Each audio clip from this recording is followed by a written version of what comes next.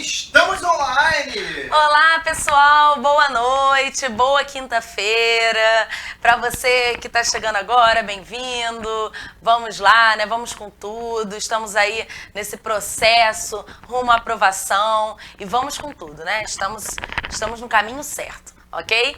Pessoal, a aula de hoje é sobre o parnasianismo, novo movimento literário aí que algumas pessoas já estudaram, outras pessoas ainda não viram, mas enfim, vamos ver hoje, vamos conhecer, vamos ver as diferenças aí entre ele e os movimentos anteriores, né? Então é muito importante. Mas antes, não esquecendo, de pedir para vocês seguirem a gente nas redes sociais, sigam a gente, comentem, vejam lá, porque a gente posta toda semana o conteúdo, as aulas direitinho, os horários. Então, assim, para você não perder, para você não ficar de fora, ok? Então tá tudo aqui bonitinho.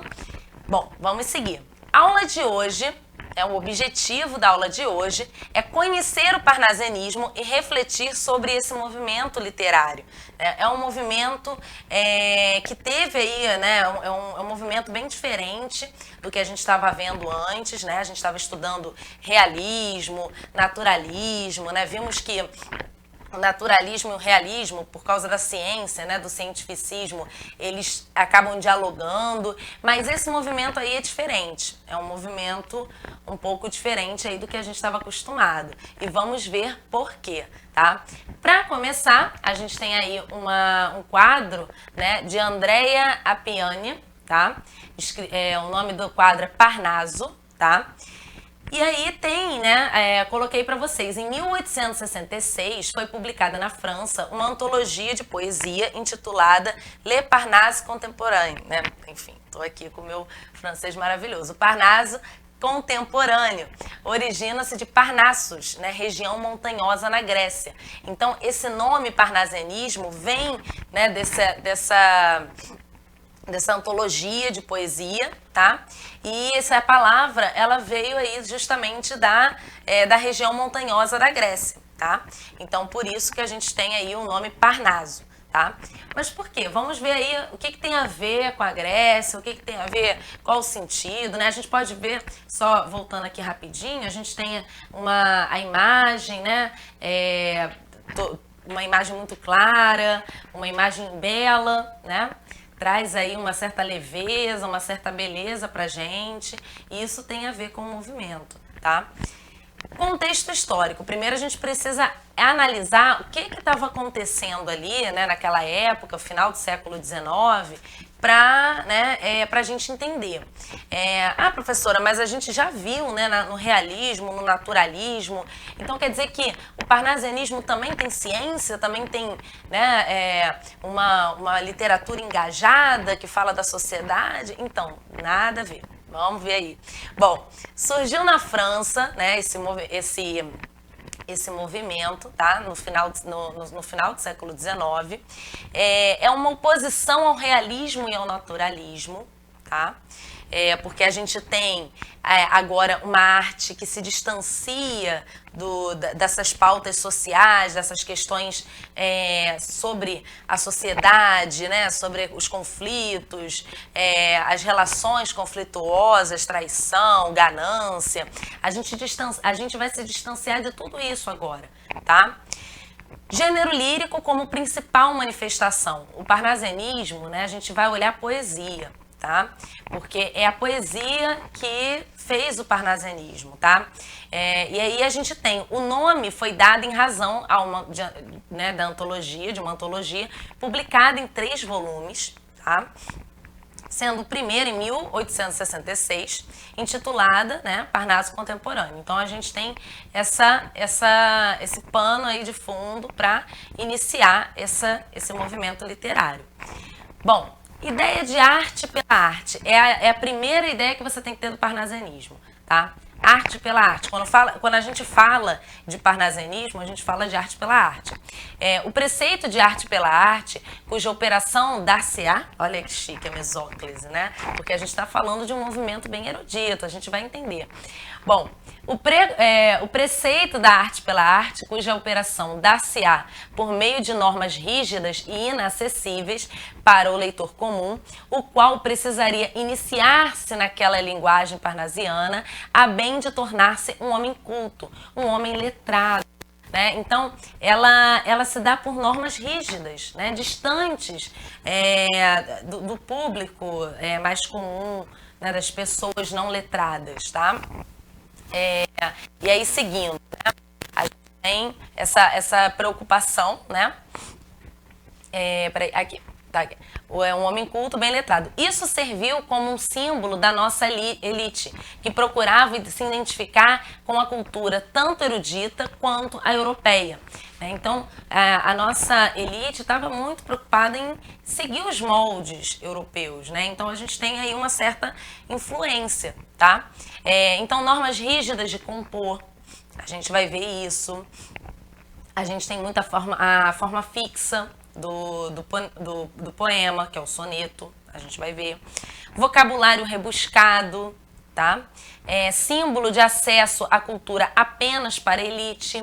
Então, né, Bia, mas também nessa época nem todo mundo tinha acesso, né, aos livros. Ainda hoje, né, temos esse problema. Mas naquela época realmente era ainda maior essa disparidade, né? E aí a gente tem símbolo de uma cultura apenas para a elite, né? De um acesso à cultura restrito à elite. E a cultura letrada estabelecia a diferença de classes, né? Então ela marca bem isso, tá? Não é uma literatura, né, um movimento literário que quer falar para todo mundo, que quer usar uma linguagem simples para ser entendida, não. Né? É um movimento que quer mesmo falar da arte pela arte, essa ideia da arte falando dela mesma. Né? Então, não vou falar da ganância das pessoas, da traição, do casamento. Né? Não, eu quero falar da arte pela arte, né? A gente vai ver de uma escultura, de um vaso chinês, de um personagem da mitologia grega. Isso é que importa pra gente, tá? Características literárias. Quais são as características? Poucas, né? Mas vamos ver aí. Bom, a palavra como matéria-prima englobava, olha aí o que ela englobava, seleção vocabular, né, rigorosa, linguagem elegante e esmerada. Então a gente tem uma linguagem bem informal, tá? Rimas ricas, né?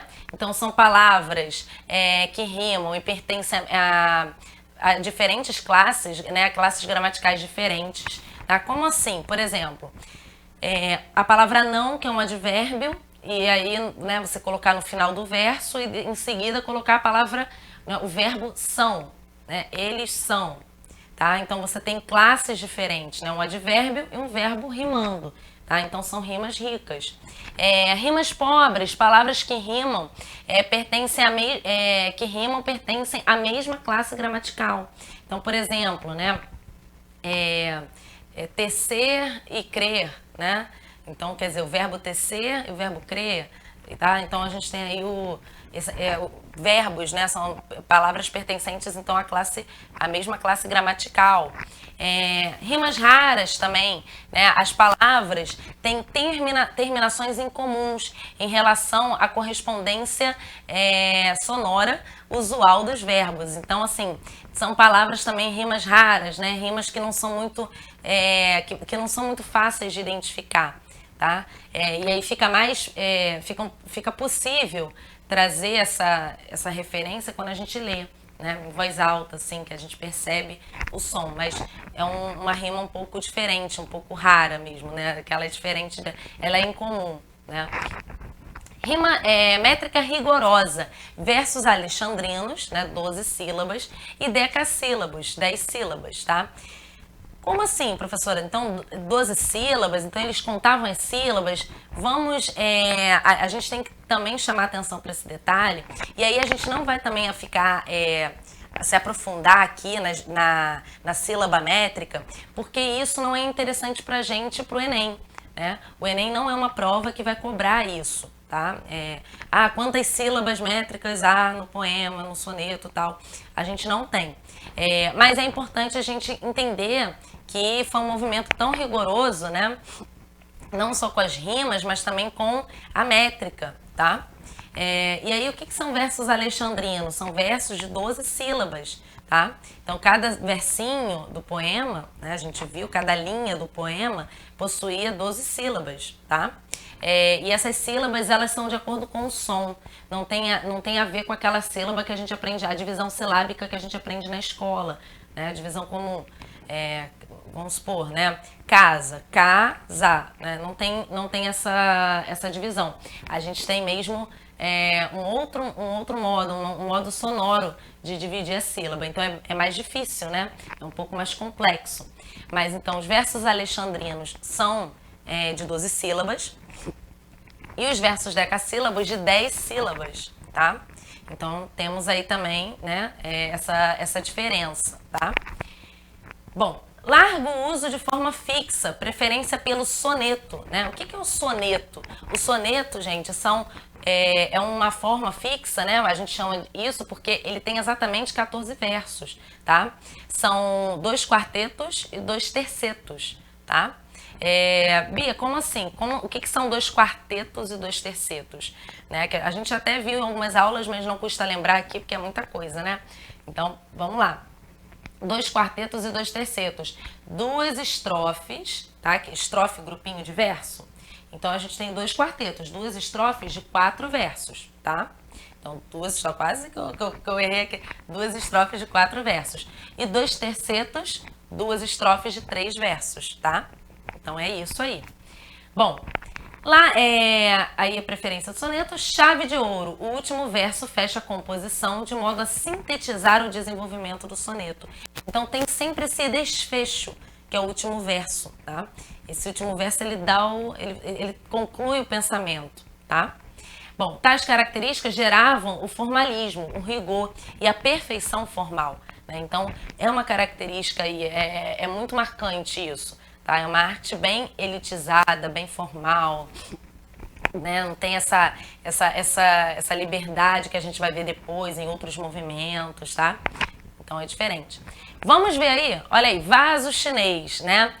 Olha quantos, olha aí o soneto aparecendo, né? Olha quantos versinhos a gente tem, né? A gente tem, ó, 2 estrofes de 4 versos, e 2 estrofes de 3 versos, né? 2 quartetos e 2 tercetos, tá?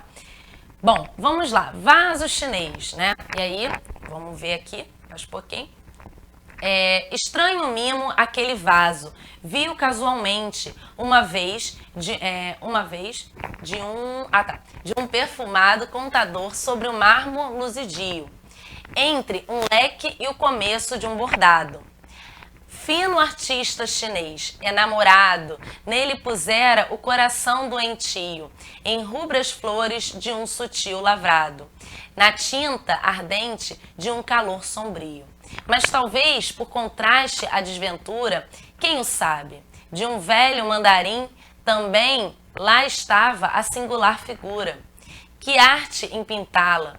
A gente, acaso vendo-a, sentia um não sei o que aquele chin de olhos cortados, a feição de amêndoa.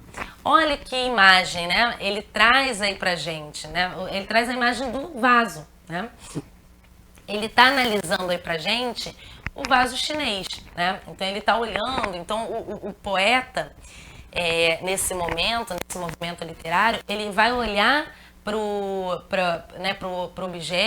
objeto artístico e vai descrevê-lo, tá? Vai falar minuciosamente ali sobre ele. Então, ele está falando sobre o vaso chinês, né? Estranho mimo aquele vaso, viu casualmente uma vez de um perfumado contador sobre o mármore luzidio, entre um leque e o começo de um bordado, né? Então, ele está vendo onde ele localizou o vaso, como ele viu o vaso, ele notou, né? E aí, fino artista, a chinesa, namorado, nela pusera o coração doentio, em rubras flores de um sutil lavrado, na tinta ardente de um calor sombrio. Então, flores vermelhas, né? Então ele botou ali o coração, né? Ele pusera o coração doentio naquela pintura, naquelas cores rubras, né? Então assim, vejam que é um poema realmente que está fechado ali para aquele texto, né? Que é o texto, a obra de arte, né? Então é um poema realmente focado ali, a arte pela arte, né? Bom, e aí eu trouxe para vocês, né? Só para vocês guardarem aí bonitinho. O poema Vaso Chinês é um soneto, tá? São 10 sílabas poéticas, repetindo aqui para vocês, tá? Não tem essa necessidade de focar, né? O Enem, ele não é uma prova que traz esse tipo de questão, tá? Vocês podem analisar as provas dos anos anteriores, não temos, quantos versos, né? O Enem é uma prova muito de interpretação, uma prova que explora muito o conteúdo do texto, né? Então não tem essa questão da métrica. Descrição objetiva do vaso, né? As pinturas que decoram aquele vaso, tá? A linguagem rebuscada do poema também é uma característica presente, né? Então, essa linguagem rebuscada desse poema também, né, traz aí pra gente, mostra, reforça esse tipo de poema, o poema parnasianista, tá? Bom, e aí a gente tem mais características aqui, porque a gente falou muito da palavra, né? Agora a gente, claro, também vai continuar falando da palavra, mas a gente estava focado na questão da rima. Temos outras características também. Primeiro, né, o poeta era tido como um ser frio, indiferente a emoções, e o seu fazer poético valorizava a objetividade, a técnica, a imparcialidade, né? Em que sentido, Bia? Mas ele estava ali falando, né, do vaso. Sim, ele está descrevendo o vaso, mas ele não vai falar dele, tá?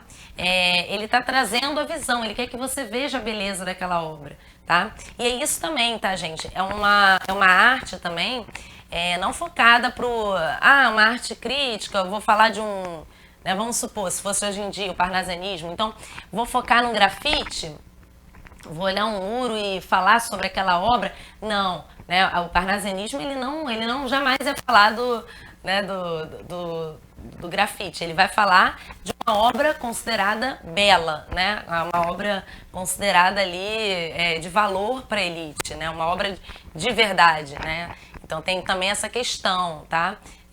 A obra ali tinha esse tom perfeito, essa perfeição. Bom, gosto pelas descrições, como eu falei para vocês, ele descreve o vaso, ele fala das flores, ele fala que, né, o poeta colocou o coração doentio ali naquelas rubras, né, flores, tudo mais. Apego à tradição clássica, preferência pelo soneto, né, então preferência aí por essa forma fixa, presença da mitologia greco-latina, os textos descreviam deuses, heróis, fatos lendários e até objetos da antiguidade, tá? Por isso, né, e voltando àquela obra, você pode depois voltar um pouquinho lá no nosso vídeo, aquela obra que eu trouxe na primeira, né, assim, para inaugurar aqui a nossa aula de hoje. Então vejam que aquela beleza, né, aqueles personagens ali como deuses, tá? Então tudo era muito belo, né? Tinha essa referência aí também da mitologia greco-latina. Então, em alguns poemas, por exemplo, você vê mencionar, né, um personagem da mitologia, tá? Como eles falaram, né, um objeto de antiguidade também, tá? Exotismo e orientalismo, né? O diferente e aspectos de países orientais. Vejam que a gente falou aqui do vaso chinês, né? Eu também até ia chamar atenção para vocês, ó, voltando aqui, que ele fala na última estrofe. Que arte em pintá-la? A gente, acaso vendo, sentia um não sei o que com aquele xin, né, aquele chinês, né, xin, essa palavra, refere-se ao chinês, tá? Então, assim, ele tá trazendo, né, de olhos cortados a feição de amêndoa. E tá comparando os olhos, né, do chinês à amêndoa, né? Então, interessante aí. Bom, objetividade, representação fiel de objetos, né? É bem direto, então ele quer trazer ali o objeto para você. Impassibilidade. O que é impassibilidade? Insensível ao sofrimento alheio. Indiferença. Né? Então, por isso que lá em cima eu coloquei que o poeta é tido como um ser frio. Né? Porque é um ser que não está vendo, ele não está preocupado com o que está lá fora, com os problemas sociais, tá? Com a história. Ele está ali fechado àquela, né, à arte. Tá? Então tem esse ar de indiferença aí, tá? Universalismo abrange o todo, né? Não o particular. Então ele está falando do vaso chinês, né? Ele vai falar de uma obra de arte, ele está trazendo algo universal, tá? Arte pela arte, linguagem pela linguagem, né? Então tem aí essa questão. A arte, ela fala de outra arte que também está falando. Tá? Ué, Bia, mas um vaso? Como assim? Um vaso chinês ele não fala, né? Sim, ele traz ali uma impressão para você, né?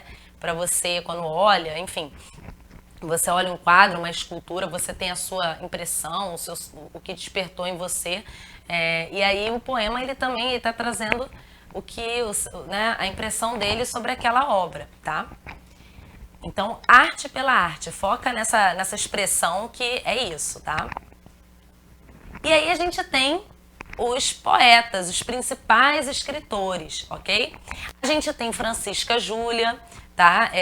Da Silva, que foi uma poetisa, né? Enfim, a gente fala, hoje em dia a gente até usa o termo poeta também para se referir às mulheres. Mas a gente tem a Francisca Júlia, poetisa, Olavo Bilac, Raimundo Correia e Alberto de Oliveira, tá? Vou colocar um link também dos poemas da Júlia, tá? Como a aula é muito curta, não dá pra gente falar de todos os poetas, a gente trazer leituras minuciosas, mas é importante, é interessante a gente também ter aí, já que ela foi a única poetisa, né, considerada e reconhecida, né? Isso quer dizer, Bia, que a gente não tinha poetisas naquela época fazendo, né, trazendo, escrevendo, produzindo? Pelo contrário, né? Tinha, né? A história sempre teve, tá? Mas a gente, claro, né, esse apagamento, o preconceito, né, era muito forte. Então, a gente via mais aí os homens, né, os escritores, tá? E aí eu coloquei o Olavo Bilac aqui no centro, porque ele é um poeta que, assim, a gente fala de parnasianismo, a gente lembra do Olavo Bilac, e ele já caiu no Enem, tá? Então, por isso que eu tô trazendo ele aqui. Mas eu quero também que vocês conheçam a Francisca Júlia. Então, vou deixar um link aí depois para vocês poderem consultar, para vocês poderem ficar por dentro da obra dela. Mas a gente tem aí, então, os poetas Raimundo Correia, Alberto de Oliveira também, tá? Muito bem. Bom, agora, Olavo Bilac, né? Então, o famoso Olavo Bilac, aí, ó, 1865, 1918, né? Morreu aí já no início do século XX. Foi um poeta, contista e jornalista brasileiro. É o autor da letra do hino, o hino à bandeira, tá? Foi um dos principais representantes do movimento parnasiano que valorizou o cuidado formal do poema, em busca de palavras raras, rimas ricas e rigidez das regras de composição poética.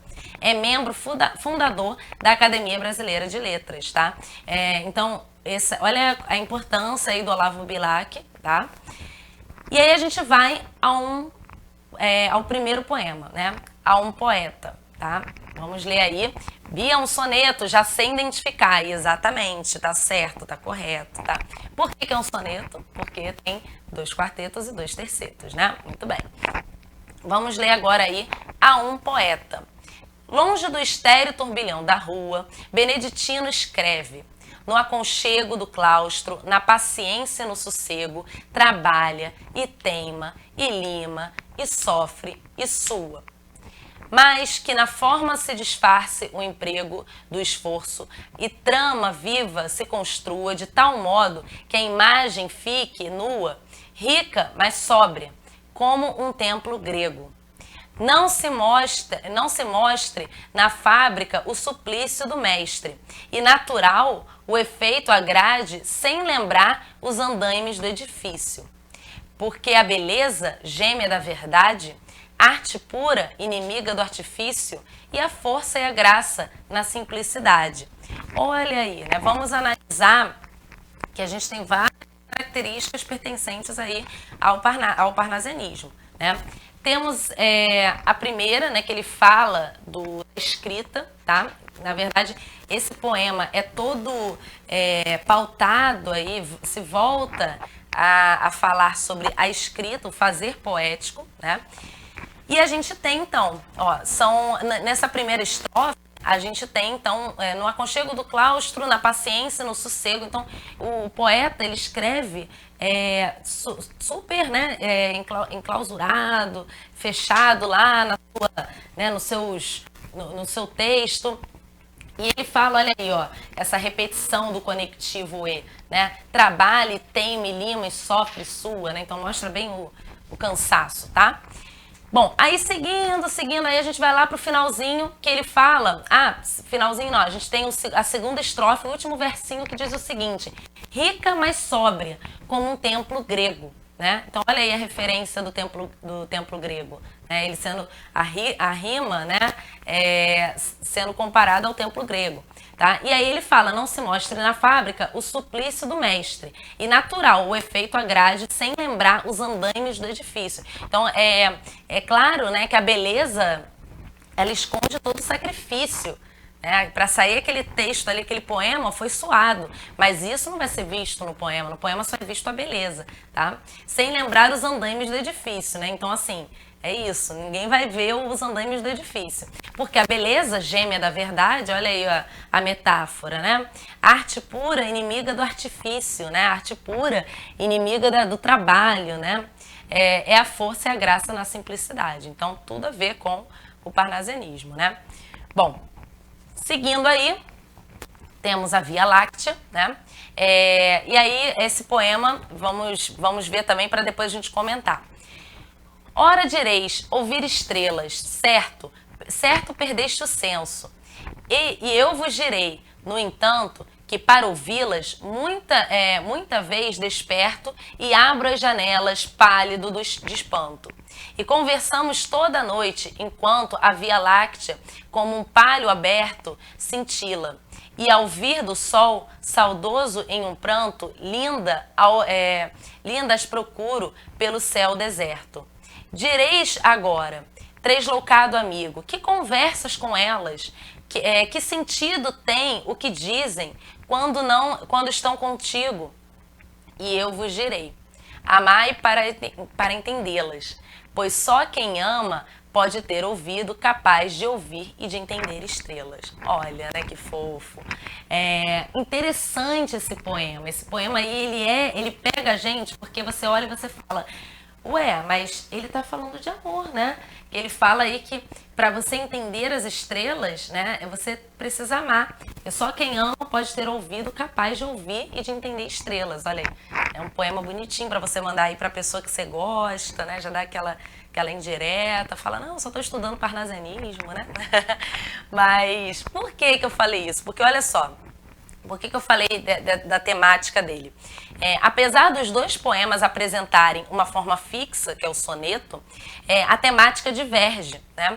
O primeiro texto possui um estilo parnasiano, pois fala sobre o trabalho árduo do poeta. Né? Então ele fala da arte pela arte. O segundo, com um estilo diferente, diz sobre a capacidade dos que amam de ouvir estrelas, tá? Então ele fala da capacidade desses que amam. Então ele foge dessa ideia de arte pela arte, ele já fala do amor, tá? Bia, então quer dizer que o poeta parnasiano, ele pode muito bem falar de outros temas? Sim, tá? Não havia uma regra. Mas o movimento literário, ele é definido com base nas características que é perceptível ali na maioria dos poetas. E o Olavo Bilac escrevia, né, fazia poemas parnasianos, mas também fazia poemas com temáticas, com outras temáticas, tá? Então, assim, tenham isso em mente também. Não estranho, mas vamos supor, poxa, caiu uma questão do Olavo Bilac e aí eu fiquei presa à questão da arte pela arte, né? Cuidado, a gente tem sempre que olhar o texto, tá? O texto é muito importante. Agora, olha aí, Via Láctea de novo pra gente, né? Vamos ler rapidinho aí pra gente poder fazer, né? Porque esse poema a gente já leu. Ora direis ouvir estrelas, certo perdeste o senso, e eu vos direi, no entanto, que para ouvi-las, muita vez desperto e abro as janelas, pálido de espanto. E conversamos toda a noite, enquanto a Via Láctea, como um palho aberto, cintila, e ao ouvir do sol, saudoso e em pranto, linda as procuro pelo céu deserto. Direis agora, tresloucado amigo, que conversas com elas? Que sentido tem o que dizem quando estão contigo? E eu vos direi, amai para entendê-las, pois só quem ama pode ter ouvido capaz de ouvir e de entender estrelas. Então a gente já leu aí, né? Já fez aquela leitura. Vamos agora para o segundo poema que está na questão. Ora direis, ouvir estrelas, vejo que está beirando a maluquice extrema. No entanto, o certo é que não perco o ensejo de ouvi-las nos programas de cinema. Não perco fita e dir-vos-ei sem pejo, que mais eu gozo se escabroso é o tema. Uma boca de estrela dando beijo é, meu amigo, assunto para um poema. Direis agora, mas enfim, meu caro, as estrelas que dizem, que sentido têm suas frases de sabor tão raro? Amigo, aprende inglês para entendê-las, pois só sabendo inglês se tem ouvido capaz de ouvir e de entender estrelas. Olha aí, né, o Tigre Bastos, né, fazendo essa ideia pra gente, tá? É interessante, né? Uma releitura aí do poema. Bom, aí agora a gente tem aqui primeira questão aí, primeiro exercício. A partir da comparação entre os poemas, verifica-se que, letra A, tá? Vou sair aqui para vocês. No texto de Bilac, a construção do eixo temático se deu em linguagem denotativa, enquanto no de Tigre, em linguagem conotativa. Letra B. No texto de Bilac, as estrelas são inacessíveis, distantes, e no texto de Tigre são próximas, acessíveis aos que as ouvem e as entendem. Letra C. No texto de Tigre, a linguagem é mais formal, mais trabalhada, como se observa no uso das estruturas, como dir-vos-ei, sem pejo e entendê-las. Letra D. No texto de Tigre, percebe-se o uso da linguagem metalinguística no trecho uma boca de estrela dando beijo. É, meu amigo, assunto para um poema. Letra E. No texto de Tigre, a visão romântica apresentada para alcançar as estrelas é enfatizada na última estrofe de seu poema, com a recomendação de compreensão de outras línguas. Bom, vamos ver aí, você pode, né, dar a sua pausa, fazer a questão, depois voltar, tá bem? Mas qual seria a questão aí adequada, né, a alternativa adequada? Eu até tinha falado para vocês, né, Tigre, como é? Tigre, é baixo Tigre, né? Enfim, tinha confundido. A gente tem aí, então, essas opções. A correta, pessoal, né, a gente pode ver na letra D de dado, né? Por que a letra D? No texto de Tigre, percebe-se o uso da linguagem metalinguística, né? A metalinguagem é quando o próprio texto, por exemplo, tá? Quando o texto fala do próprio texto, tá? A gente já viu isso também no realismo. O Machado de Assis fazia isso, né? Ele trazia ele falava no romance sobre o próprio romance, né? O narrador trazia ali, e ele tá falando, né? Uma boca de estrela dando beijo é, meu amigo, assunto para um poema. Então ele tá falando no próprio poema, tá? Bia, por que não é a letra E, né? Porque é na visão romântica, né? Então, no texto de Tigre, a visão romântica apresentada para alcançar as estrelas é enfatizada na última estrofe. Não, né? Não tem essa visão romântica. Ele traz uma certa ironia, né? Que você tem que aprender a falar inglês, tá?